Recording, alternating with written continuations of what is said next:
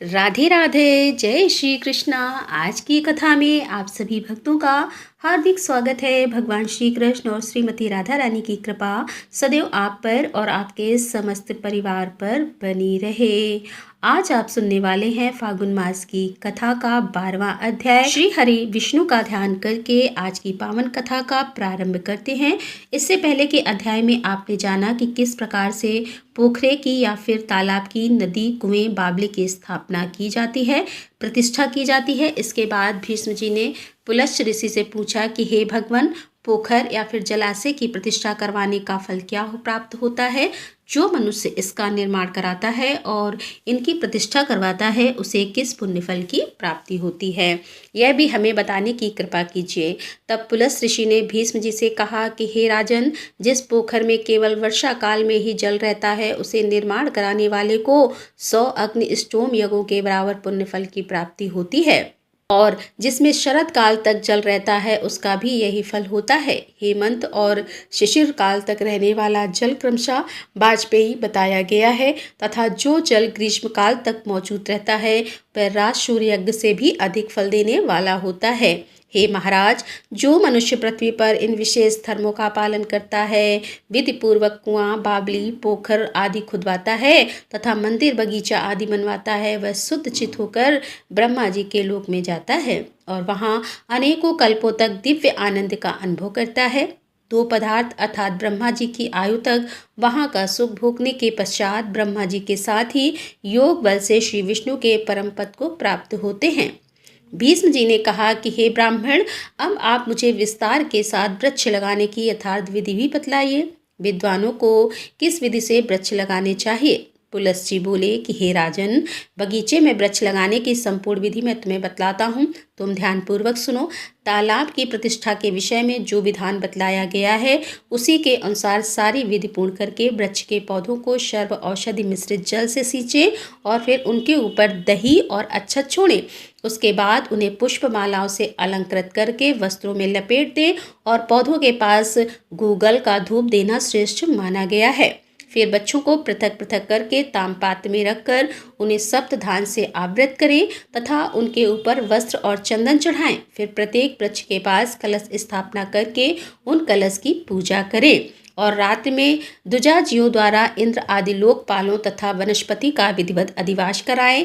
तदंतर दूध देने वाली एक गौ को लाकर उसे श्वेत वस्त्र उड़ाएं, उसके मस्तक पर सोने की कलगी लगाएं, सींगों को सोने से मढ़ा दें और उसको दोनों के लिए कांसे की दोनी प्रस्तुत करें। दोनी अर्थात दूध निकालने के लिए कांसे का पात्र, और इस प्रकार इस अत्यंत शोभा संपन्न गौ को उत्तराभिमुख खड़ी करके वृक्षों के बीच में छोड़ दें। तत्पश्चात श्रेष्ठ ब्राह्मण बाजों और मंगल गीतों की ध्वनि के साथ अभिषेक के मंत्र, तीनों वेदों की वरुण संबंध रचाएं पढ़ते हुए उन कलशों के जल से यजमान का अभिषेक करें।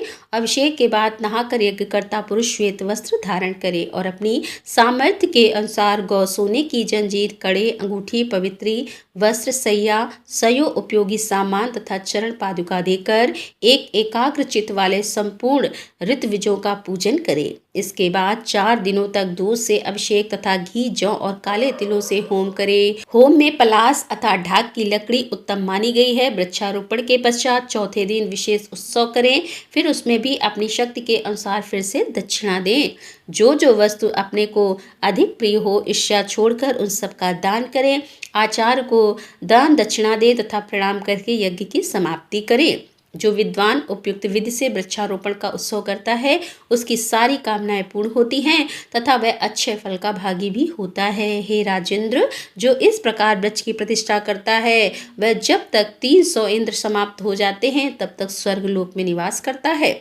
उसके शरीर में जितने रोम हैं अपने पहले और पिछले उतनी ही पीढ़ियों का वह उद्धार कर देता है तथा उसे पुनरावृत्ति से रहित परम सिद्धि प्राप्त होती है। जो मनुष्य प्रतिदिन इस प्रसंग को सुनता है या फिर सुनाता है वह भी देवताओं द्वारा सम्मानित और ब्रह्मलोक में प्रतिष्ठित होता है।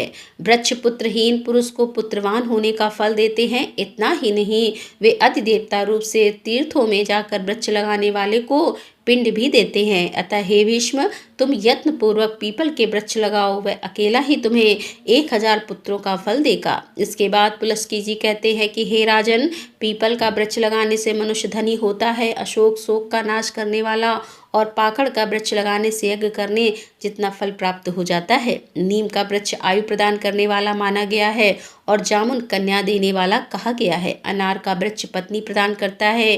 पीपल रोग का नाशक है और पलाश ब्रह्म तेज प्रदान करने वाला होता है। जो मनुष्य बहेड़ा वृक्ष लगाता है वह प्रेत होता है और अकोल लगाने से वंश की वृद्धि होती है और खैर का वृक्ष लगाने से आरोग्य की प्राप्ति होती है। नीम का वृक्ष लगाने वाले पर भगवान सूर्य प्रसन्न होते हैं। बेल के वृक्ष में भगवान शंकर का वास होता है और गुलाब के पेड़ में देवी पार्वती का निवास है। अशोक के वृक्ष में अप्सराएं और कुंद अर्थात मोगरे के पेड़ में श्रेष्ठ गंधर्व निवास करते हैं। बेल का वृक्ष लुटेरों का भय प्रदान करने वाला होता है। चंदन और वृक्ष के क्रमशः पुण्य और लक्ष्मी देने वाले होते हैं। चंपा का वृक्ष सौभाग्य प्रदान करता है। ताड़ का वृक्ष संतान का नाश करने वाला होता है और मौल श्री से कुल की वृद्धि होती है अर्थात वंश वृद्धि होती है। नारियल लगाने वाला अनेकों स्त्रियों का पति होगा। दाग का पेड़ सर्वांग सुंदरी प्रदान करने वाला होता है और केवड़ा शत्रुओं का नाश करने वाला है। इसी प्रकार अन्याय वृक्ष भी, जिनका यहाँ नाम नहीं लिया गया, ऐसे सभी वृक्ष यथा योग फल प्रदान करते हैं और जो लोग वृक्ष लगाते हैं उन्हें परलोक में प्रतिष्ठा की प्राप्ति होती है। फलस्तीन इस प्रकार से एक दूसरा व्रत बतलाता हूँ जो समस्त मनोवांछित फल को देने वाला होता है। उसका नाम है सौभाग्य सजन। इसे पुराणों के विद्वान ही जानते हैं। पूर्व काल में जब भूलोक, भूवर लोक, स्वर लोक तथा महर लोक आदि संपूर्ण लोक दगध हो गए, तब समस्त प्राणियों का सौभाग्य एकत्रित होकर बैकुंठ में जाकर भगवान श्री विष्णु के वक्ष स्थल में स्थित हो गया। तदंतर दीर्घ काल के पश्चात जब पुनः सृष्टि की रचना करने का समय आया, तब प्रकृति और पुरुष से युक्त संपूर्ण लोगों के अहंकार से आवृत हो जाने पर श्री ब्रह्मा जी तथा भगवान श्री विष्णु में स्पर्धा जागृत हुई। उस समय एक पीले रंग की भयंकर अग्निज्वाला प्रकट हुई। उससे भगवान का वक्ष स्थल तप उठा, जिससे वह सौभाग्य पुंज वहां गलित हो गया। श्री विष्णु के वक्ष स्थल का वह सौभाग्य अभी रस रूप होकर धरती पर गिरने भी नहीं पाया था कि ब्रह्मा जी के बुद्धिमान पुत्र दक्ष ने उसे आकाश में ही रोक कर पी लिया। दक्ष के पीते ही वह अद्भुत रूप और लावण्य प्रदान करने वाला सिद्ध हुआ। प्रजापति दक्ष का बल और तेज बहुत बढ़ गया। अनेक पीने से बचा हुआ जो अंश पृथ्वी पर गिर पड़ा था वह 8 भागों में बट गया। उसमें से 7 भागों में से 7 सौभाग्य दैनी औषधियां उत्पन्न हुई, जिनके नाम इस प्रकार हैं: ईख, तरु, राज, निश्ल, राजधानी अर्थात शाली या फिर अगहनी, गोर अर्थात जरक, कुशु और कुसुम और 8वां नमक है। इन 8 को सौभाग्य अष्टक संज्ञा कहते हैं। और योग और ज्ञान के तत्व को जानने वाले ब्रह्मपुत्र दक्ष ने पूर्व काल में जिस सौभाग्य रस का पान किया था, उसके अंश से उन्हें सती नाम की एक कन्या उत्पन्न हुई। नील कमल के समान मनोहर शरीर वाली वह कन्या लोक में ललिता के नाम से भी प्रसिद्ध है। पिनाकधारी भगवान शंकर ने उस त्रिभुवन सुंदरी देवी के साथ विवाह किया। सती तीनों लोकों की सौभाग्य रूपा है। वे भोग और मोक्ष प्रदान करने वाली हैं। उनकी आराधना करके नर या फिर नारी क्या नहीं प्राप्त कर सकते। भीष्म जी ने पूछा कि हे मुने, जगत धात्री सती की आराधना कैसे की जाती है? जगत की शांति के लिए जो विधान हो वह मुझे बताने की कृपा कीजिए। तब पुलस्त्य बोले, चैत्र मास के शुक्ल पक्ष की तृतीया को दिन के पूर्व भाग में मनुष्य तिल मिश्रित जल से पहले स्नान करे। उस दिन परम सुंदरी भगवती सती का विश्वात्मा भगवान शंकर के साथ वैवाहिक मंत्रों के साथ विवाह हुआ था। इसीलिए तृतीया को सती देवी के साथ ही भगवान शंकर का भी पूजन करे। पंचगव्य तथा चंदन मिश्रित जल के साथ गौरी और भगवान चंद्रशेखर की प्रतिमा को स्नान कराकर धूप, दीप, नवेद तथा नाना प्रकार के फलों के द्वारा उन दोनों की पूजा करनी चाहिए। पार्वती देवई नमः, शिवाय नमः, इन मंत्रों से क्रमशः पार्वती और शिव के चरणों का, जय नमः, शिवाय नमः, इन मंत्रों से दोनों घुटनों का, और त्र्यंबकम नमः, भवानी नमः, इन मंत्रों से पिंडलियों का, भद्रेश्वराय नमः, विजयाय नमः, इन मंत्रों से घुटनों का, हरिकेशाय नमः, वरदाय नमः, इन मंत्र से जांघों का, और ईशाय शंकराय नमः, रत्य नमः, इन मंत्रों से कटिभाग का, कोटिन नमः, शूलिन नमः, इन मंत्रों से कुक्षी भाग का, सूढ़ पाण नमः, मंगल यातनाएं मंत्रों के द्वारा उदर का और सर्वात्मका चिदान नमः, रुद्राय नमः इन मंत्रों के द्वारा कंठ का, और त्रिपुर शयनाय नमः, अंताय नमः इन मंत्रों से दोनों हाथों का, त्रिलोचनाय नमः, कालानल प्रियाय नमः इन मंत्रों से बाहों का, और सौभाग्य भवना नमः से आभूषणों का, स्वयं नमः ईश्वराय नमः से दोनों के मुखमंडल का, अशोक वनवासिन नमः से ऐश्वर्य प्रदान करने वाले ऊँटों का, स्थान में नमः, चंद्रमुख प्रियाय नमः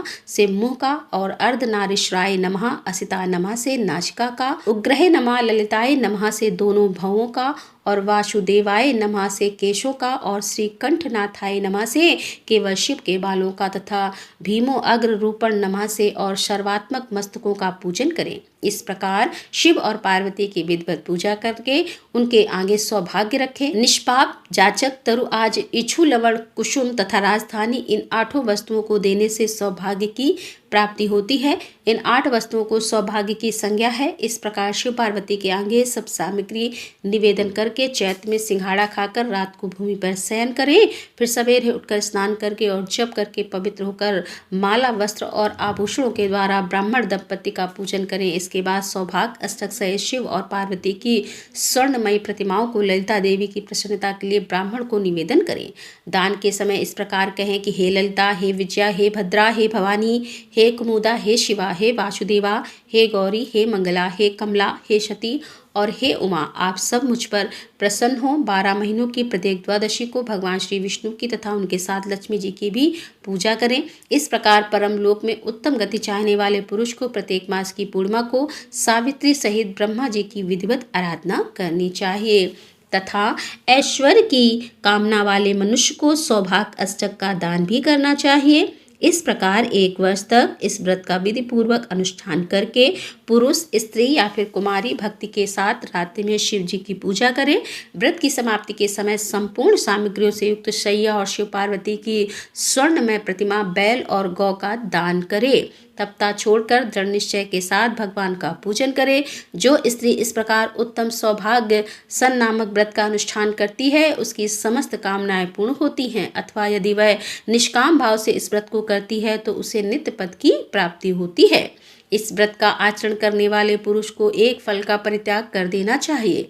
प्रतिमास इसका आचरण करने वाले पुरुष यश और कीर्ति प्राप्त करता है।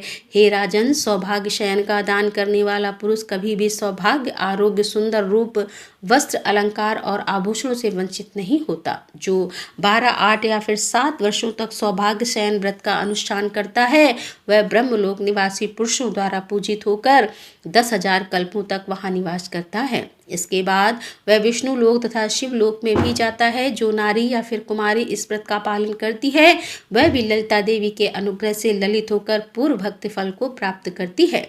जो इस व्रत की कथा का श्रवण करता है अथवा दूसरों को भी इस करने की सलाह देता है वह भी विद्याधर होकर चिरकाल तक स्वर्ग लोक में ही निवास करता है। पूर्व काल में इस अद्भुत व्रत का अनुष्ठान कामदेव ने, राजा सद्धनवा ने, वरुण देव ने, भगवान सूर्य से तथा धन के स्वामी कुबेर ने भी किया था। राधे राधे, जय श्री कृष्णा। आज की कथा का यहीं पर समापन करती हूँ।